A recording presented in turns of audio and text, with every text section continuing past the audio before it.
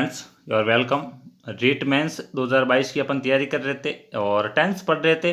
Tense के अंदर अपन जो आज का 11th पार्ट पढ़ेंगे, 11th पार्ट जिसका नाम फ्यूचर परफेक्ट। ठीक है मित्रों, फ्यूचर परफेक्ट टेंस को अपन पढ़ेंगे और फ्यूचर परफेक्ट के बाद में जो अपन फ्यूचर परफेक्ट कंटिन्यूअस, उसके बाद में टेंस की समाप्ति हो जाएगी। ठीक है मित्रों, तो वीडियो के ऊपर बने रहे और इसके बाद में जो अपन इंग्लिश के एक दो टॉपिक है और वो पूरे करने के बाद में अपन नया सब्जेक्ट, नया कोई टॉपिक स्टार्ट करेंगे। ठीक है मित्रों, आज का मोटिवेशन कोट है हमारा, अपमान की आग को बदला नहीं बदलाव लाने में लगा देना। शत्रु बिना किसी आग के अपने आप जल जाएगा मित्रों, अपने आप जल जाएगा। आपकी लाइफ में भी मित्रों किसी न किसी ने आपको जो है वो ऐसे शब्द जरूर बोले होंगे जो आपके दिल के आर पार चले गए हो, वो शब्द जो आपको जो है तलवार की तरह चुभ गए हो। ध्यान रखना, अब उन शब्दों का जो है आप बदला लेने के बिल्कुल मत सोचना। आप सक्सेस होके, आप जो हैं वो सफलता पाके और उस इंसान को जो है अपनी सफलता से बदलाव लाके उस इंसान को जवाब देना ना। ध्यान रखना, सक्सेस से ही आप इस इंसान को बता सकते हो कि तुम्हारी क्या हैसियत थी और मेरी क्या हैसियत है। तो मित्रों, बदला लेने की बजाय जो है वो बदलाव लाने में लग जाइए, उस इंसान से बहुत बड़ा बनने में लग जाइए। ध्यान रखना, वो इंसान बिना किसी आग के अपने आप जल जाएगा, आपकी सफलता को देख देख के जल जाएगा। तो बढ़ते हैं अपने नेक्स्ट की ओर। अपन पढ़ेंगे फ्यूचर परफेक्ट। इसकी पहचान होगी चूका होगा, चूकी होगी, चूके होंगे, लिया होगा, लिए होंगे, पाया होगा और पाई होगी। ठीक है, मतलब कोई भी शब्द ऐसा जिसमें कार्य भविष्य के अंदर पूर्ण होता हुआ दिखाई जा रहा है। मतलब अभी तक तो पूरा थोड़ी हुआ है, फ्यूचर का मतलब भविष्य आया ही नहीं है तो कार्य तो पूरा नहीं होगा। लेकिन उस कार्य को इस प्रकार बात को कही जाएगी कि वो बात जो है वो फ्यूचर के अंदर मतलब पूरी हो रही होगी। मतलब फॉर एग्जांपल इस टाइम में जो अभी टाइम चल रहा है उसी फिक्स फ्यूचर टाइम में वो बात पूरी हो जाएगी। जैसे मैं कोई अभी बात कर रहा हूँ कि भाई कल 10 बजे तक जो है वो सेमिनार हो चुकी होगी। मतलब कल 10 बजे तक सेमिनार मान लो 8 बजे शुरू होगी, 10 बजे तक खत्म हो चुकी होगी। तो आज मैं कल की जो है वो रिकमेंडेशन कर रहा हूँ। ठीक है मित्रों, तो अब इसके भी जो है 4 टाइप होंगे, अफर्मेटिव, नेगेटिव, इंट्रो और इंट्रो नेगेटिव। तो अपन पढ़ेंगे अफर्मेटिव। अफर्मेटिव में हेल्पिंग वर्ब रहेगी, विल शैल रह गई। ठीक है, पूरे फ्यूचर में विल शैल तो रहता है, विल शैल के साथ में अपने हैव और लग जाएगा। ठीक है मित्रों, आई और वी के साथ में शैल हैव होगा और अदर्स के साथ में विल हैव रहेगा। ठीक है मित्रों, और मेन वर्ब जो अपनी है वो वर्ब की थर्ड फॉर्म होगी, ये थोड़ा सा ध्यान रखना। स्ट्रक्चर अपना ये है, subject plus HV plus MV plus object plus other participate. Same structure रहेगा हर अफर्मेटिव का। ठीक है, सब्जेक्ट के बाद में हेल्पिंग वर्ब, फिर मेन वर्ब, फिर ऑब्जेक्ट और फिर अदर पार्टिसिपेट। बस थोड़ा सा ध्यान रखना यहाँ पर, ये जो है ना इसमें देखो विल हैव है ना, तो इसमें थोड़ा आप कंफ्यूज होंगे भाई कौन सा विल कहाँ लगाना, हैव कहाँ लगाना। तो इसको पूरा आप ध्यान से देखोगे तो आपको समझ में आ जाएगा। जैसे सेंटेंस है, ममता खाना बना चुकी होगी। ठीक है, तो देखो सब्जेक्ट आएगा ममता, फिर इसके लिए हेल्पिंग वर्ब क्या आएगी, ममता के लिए विल आ जाएगा और हैव तो लग जाएगा, विल हैव कुक्ड फूड, ममता खाना बना चुकी होगी। उसी तरह देखो नेगेटिव है, उसमें भी विल शैल और हेल्पिंग वर्ब आई वी के लिए सेम की सेम लगेगी। ठीक है, स्ट्रक्चर उसका भी सेम रहेगा, बीच में एक नोट लग जाएगा। और इसका अपने उदाहरण होगा, मुकेश ने बैग नहीं लिया होगा। समझ में आया क्या?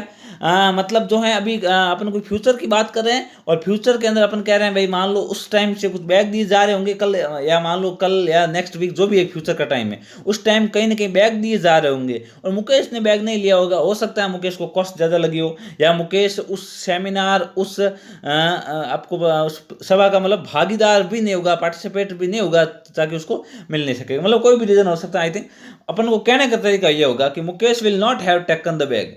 मतलब मुकेश ने बैग नहीं लिया होगा, सब ने ले लिया लेकिन मुकेश ने नहीं लिया होगा, क्योंकि अपने को पहले ही पता मुकेश उस क्राइटेरिया में आता नहीं है। फिर है इंटेरोगेटिव सेंटेंसेज। इंटेरोगेटिव सेंटेंसेज में क्या हेल्पिंग वर्ब यूज होगी, will shall have.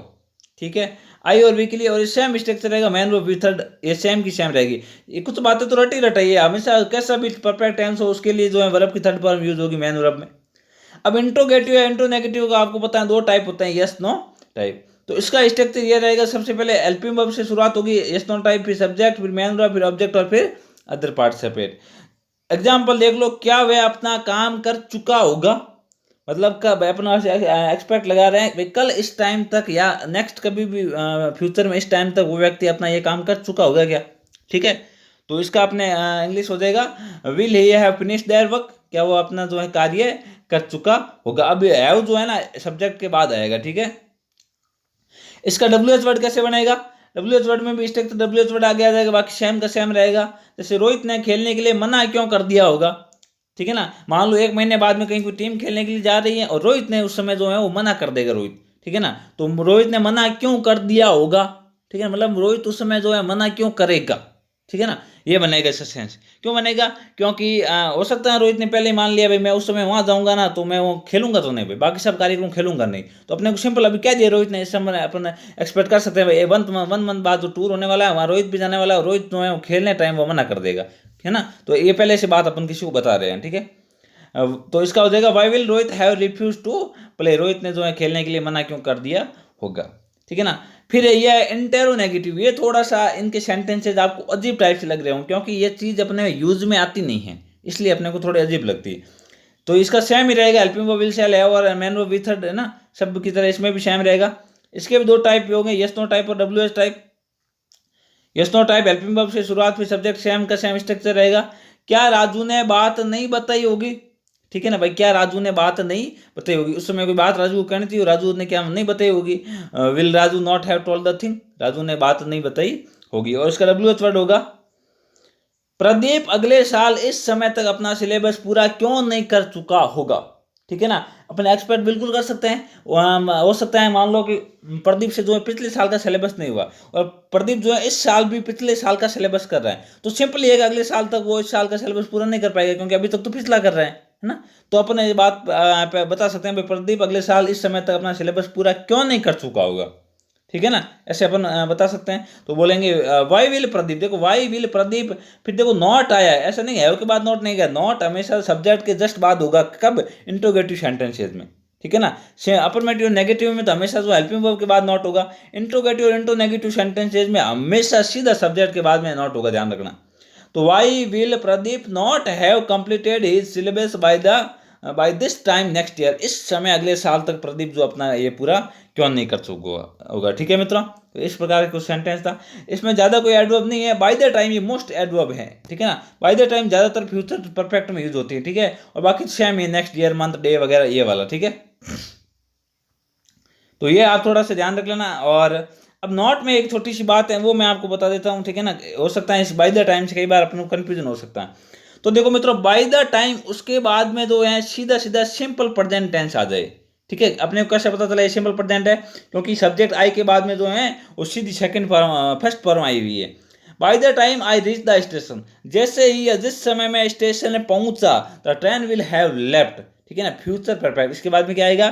Future perfect tense, ten जो है वो जा चुकी होगी, ठीक है ना। जैसे फॉर एग्जाम्पल मैं अभी घर से 10 बजे रवाना हुआ, ठीक है। मुझे मान लो कहीं भी मेरे शहर में जो है रेलवे स्टेशन पर जाना है ना, गैस मान लो जोधपुर, तो मुझे जोधपुर रेलवे स्टेशन पर जाना है और मैं अपने घर से यहाँ जहाँ पर मैं रह रहा हूँ वहाँ से मान लो मैं 9:30 निकला हूँ, ठीक है। मुझे पता है कि जोधपुर रेलवे स्टेशन जाते टाइम मुझे सिर्फ आधा घंटा टाइम तो लगेगा, ठीक है। तो मैं 10 बजे वहाँ पर पहुँचूंगा और मुझे पता है मैं 10 बजे पहुँचूंगा, बट ट्रेन 9:55 पर जो है वहाँ से डिपार्ट निकल चुकी होती है, ठीक है। तो मुझे सिंपली से पता है कि मैं 9:30 भी ये बात कह सकता हूँ कि भाई by the time I reach the station, कि जिस समय मैं स्टेशन पहुँचूंगा the train will have left, train उस समय जा चुकी होगी।